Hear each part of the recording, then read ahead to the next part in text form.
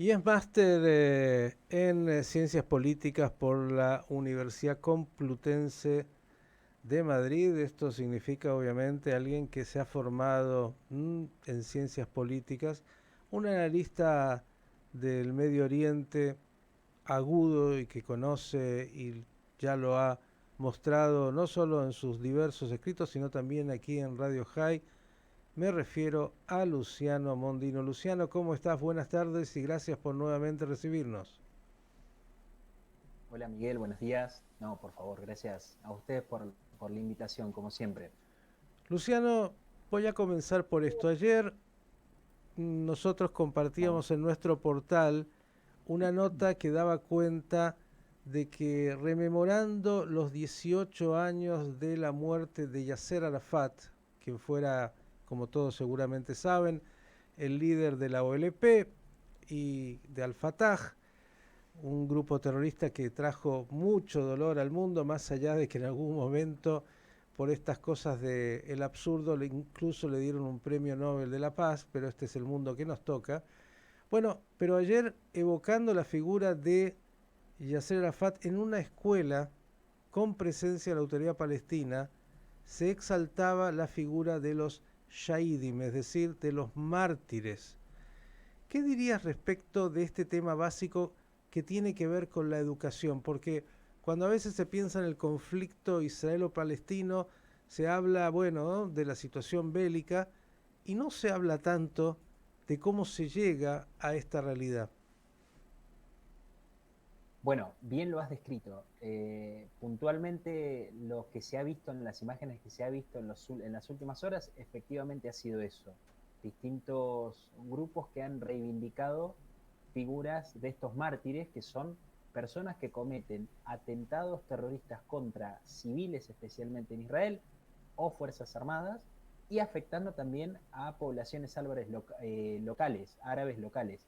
Esto es muy interesante porque demuestra cómo todo el proceso digamos, de contraste que se ha dado en el conflicto árabe-israelí y su desprendimiento palestino-israelí tiene dos caras muy marcadas.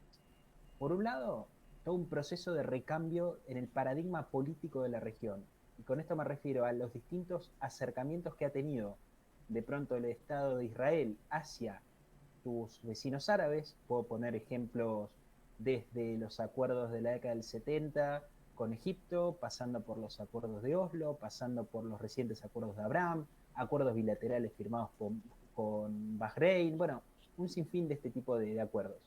Y la contracara de eso, o la otra cara de la moneda, es cómo en los territorios administrados por las autoridades palestinas se hace un proceso de educación para que este conflicto nunca termine. Y esto justamente cuando vos estás inmerso, especialmente las generaciones más jóvenes, que son los niños, es decir, los futuros dirigentes de estas autoridades palestinas o que administran sus territorios, están siendo educados en justamente ensalzar o de alguna forma reivindicar, o bueno, a ver, no de una forma, sino de forma muy concreta, reivindicar la figura de una persona que comete atentados. Y esto es muy claro, por supuesto, esto lo que hace es perjudicar cualquier tipo de futuro y cualquier tipo de posibilidad de un desescalamiento en los conflictos, porque los más jóvenes en Palestina están siendo formados para continuar con ello. Y ese recambio generacional que de repente pueda darse y que es siempre la válvula de escape a los conflictos regionales, se obstruye por un interés político de las autoridades palestinas. Bien has dicho, el caso de la Autoridad Nacional Palestina, que muy casi de forma irrisoria se lo suele catalogar en Occidente como la pata más moderada de repente de las autoridades palestinas en contracara con Hamas, y el caso de Al-Fatah, que lo has nombrado correctamente. Mm. Es parte de un proceso de educación para la guerra, que se contrapone y de forma radical con los procesos de paz y de reforma en los paradigmas políticos de Oriente Medio en los últimos años. Quiero que reiteres eso. ¿Educación para la guerra, dijiste? Educación para la guerra. ¿Vos podés educar para la paz o para la guerra? ¿Cómo se consigue la paz en cualquier conflicto? A ver, todos podemos agarrarnos de las manos y decir, llamamos a la paz. Eso tiene, si querés, una visión pública muy buena, muy bonita, porque genera una buena portada en los diarios, pero no sirve. Vos la paz la tenés que cultivar día a día. Y si vos tenés de un lado quienes buscan la paz a través de los acuerdos comerciales, económicos, políticos y la distensión a través de distintos factores, pero del otro lado tenés gente que educa diciendo tenés que reivindicar la figura de una persona que mata y que además después es reivindicada por haber matado, bueno, eso por supuesto lo que está haciendo es hipotecar cualquier tipo de pacificación a futuro, porque Ahora, están germinando en los más chicos el sentido de odio que han tenido sus padres, sus abuelos, y que lo van a mantener. ahora, Lamentablemente lo van a mantener. Luciano, lo que estás diciendo no es lo que dice la media en general en el mundo, no es lo que dice el Consejo de Seguridad de las Naciones Unidas o las Naciones Unidas o todos los organismos internacionales. Dicen, no, Israel es el agresor y los palestinos son víctimas que se defienden. Bueno, pero a ver, eso ya es una, una presentación propia de lo que son los organismos que adhieren a eso. A ver, por supuesto que hay una visión, yo creo que acá hay algo de señalar que es muy claro. Hoy en día las formas nuevas del antisemitismo se dan a través de fachadas intelectuales y de los organismos, si se quiere, internacionales, que son paradójicamente quienes deberían velar por la objetividad y la resolución de las controversias a nivel global y no tomar partido perjudicando a una de las partes y hostigándola a una de las partes. Te pongo un ejemplo muy concreto que hoy todo el mundo está en vista de lo que va a pasar a partir del 20 de noviembre en Qatar, cuando la primera pelota empiece a rodar. Todo el mundo ahora está hablando de Qatar. Qatar, de repente muchos se están enterando lo que sucede con los derechos humanos en el país, con el derecho de los trabajadores, bueno, un sinfín de cosas. Ahora, fíjate qué curioso que al mismo momento que hay una indignación bastante circunstancial por la época sobre Qatar, hay un hostigamiento constante a la única democracia y el único país que respeta la diversidad y los derechos humanos en Oriente Medio, que es Israel.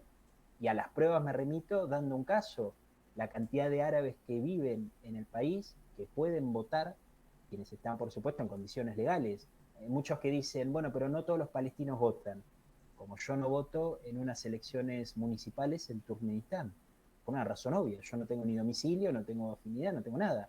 Los palestinos que están o los árabes que están en condiciones pueden votar y lo han hecho. De hecho, no han sido pocos los análisis que han mostrado el voto de los árabes como de alguna forma inclinar la balanza hacia uno de los lados cuando se disputaba la candidatura de Lapid y de Netanyahu. Uh -huh.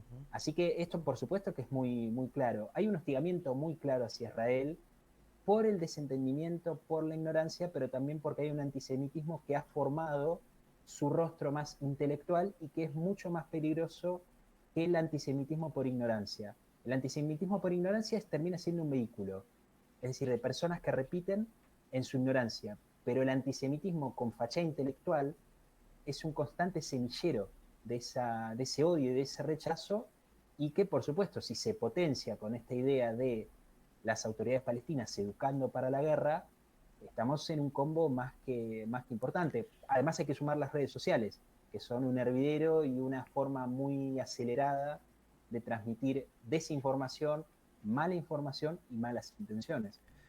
Luciano, hablamos de educar para la guerra. Y uno Uh -huh. dice, claro, bueno, no todos los palestinos quieren la guerra y no todos los palestinos quieren el conflicto, muchos quieren vivir en paz. Ahora, parecería que no hay grupos dentro de justamente esta Palestina o los palestinos que abiertamente salgan en contra de la autoridad palestina o del Hamas y se rebelen contra esa educación hacia la muerte o contra los grupos extremistas. Falta reacción, hay complicidad. ¿Cuál es tu visión? A ver, puede ser una resistencia oculta, de repente muchos que digan, bueno, de gas, intentar salir de Gaza y no intentar confrontar con las autoridades, y puede haber también una consecuencia lógica, que es la que yo estimo, que es justamente haber recibido durante muchos años de tu vida, especialmente en los primeros años de tu vida, una formación que te ha llevado a pensar que el mundo funciona de una forma absolutamente distinta. Volvamos a la cuestión de los mártires que decías al principio. es muy común en los territorios administrados por las autoridades palestinas que una persona que es abatida, un terrorista que es abatido, luego cometer un atentado, tenga todo un cortejo fúnebre al que asisten las autoridades y en el cual generalmente las madres de los terroristas, en este caso abatidos, logran una cierta de relevancia mediática en los principales periódicos y medios palestinos y trasladados después a los occidentales, cuando salen en el féretro diciendo que mi hijo era un mártir, bueno, etc. La persona que vive en ese mundo a una edad de niño, supongamos, y ve que su abuela o su madre está llorando y está riendo al mismo tiempo porque su hijo fue abatido y dijo, ahora mi hijo se ganó el cielo, bueno, a ver, es como si fuera realmente una retroalimentación constante de resentimiento y de odio, que es realmente muy, muy difícil. Y lo peor es cuando los medios propios de este lado, es decir, los occidentales, se nutren de las fuentes de información que son netamente palestinas. Y esto, por supuesto, que da una visión muy tendenciosa, muy sesgada y que muchas veces es absolutamente equivocada. De Es hecho, no hay, creo que si uno hiciera un ejercicio de tomar un titular ahora, en este momento, eh, esta tendencia es irrefutable. Mm. No aspiran a ser Messi, sino a ser un shahid, a ser un mártir. Y si esa es la cultura Correcto, aspiracional y los póster que muestran en las calles, complicado salir de ese círculo, ¿no? correcto. Y déjame también que aclare una cosa, porque hay una visión, pareciera como que la Franja de Gaza es el peor lugar del mundo en el cual hay una densidad poblacional excesiva, en el cual están casi comiendo tierra, como si se dijera. Y la realidad es que si los palestinos hoy no son libres, no es por Israel, sino que es por Hamas.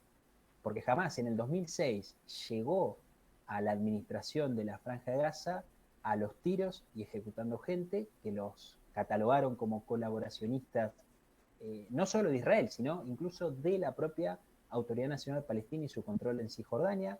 No hay que olvidar que Hamas es un desprendimiento de la autoridad palestina, en realidad, que se forma como una especie de respuesta o de desafío hacia ellos, y a partir de entonces se han estado manejando entre ejecuciones, entre violencias, entre persecuciones, en los cuales es un ambiente sumamente hostil, que aún así, aún en los momentos que jamás, mediante sus misiles, atacaba civiles en Israel, Israel nunca ha detenido la ayuda humanitaria que envía a Gaza.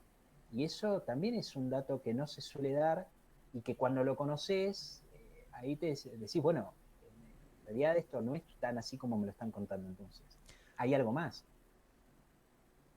Luciano, ¿qué puede hacer Israel y qué debería hacer Occidente frente a ese adoctrinamiento de ser para la muerte y para la guerra? En el caso de Occidente, condenarlo. Condenarlo rotundamente y comenzar a pedir explicaciones y rendición de cuentas a las autoridades palestinas que administran los territorios, especialmente de Judea y Samaria, y los territorios que tienen los palestinos en Judea y Samaria, y de la Franja de Gaza, especialmente porque Occidente envía mucho dinero que sale del impuesto de los ciudadanos occidentales, que con su sueldo, digamos, aportan de forma coactiva al fisco de los estados, y que eso se traduce en una ayuda humanitaria para la Franja de Gaza. Entonces, de repente, si la ayuda humanitaria es solicitada porque en Gaza no hay agua corriente o no hay electricidad, pero vos ves que al mismo tiempo hay cada vez más misiles y cada vez más bases de misiles, entonces a los gobiernos occidentales les tiene que plantar la duda de decir, bueno, a ver, tenemos que dejar de financiar esto, porque no solo que Hamas utiliza la ayuda humanitaria para armar su base de misiles, sino que también es lo que después la Autoridad Nacional Palestina utiliza para imprimir, por ejemplo, material que consideran educativo y que reparten en los colegios de Judea y Samaria, que son con un fuerte contenido antisemita. Entonces vos fíjate que Occidente se convierte de alguna forma cómplice en el financiamiento de estos grupos. Eso es lo primero que hay que hacer, que es cortar el león por la cabeza, que es económico. Y en el caso de Israel, por supuesto, es mantener su defensa y buscar nuevas estrategias para seguir esforzándose en tener que justificar lo que realmente ningún país tiene que justificar, que es su derecho a la existencia y su derecho a la defensa. Esto está más que claro, pero bueno, es una discusión que mucha gente la tiene aún pendiente. La última, Mondino, y agradeciéndole mucho. Cuando usted dice estas cosas en Ah, obvio. España, ¿qué es lo que le dicen en España y en el resto del mundo? Porque la verdad, claro, hoy está todo globalizado. Cuando usted dice esto, ¿qué le dicen? ¿Que está en otro canal?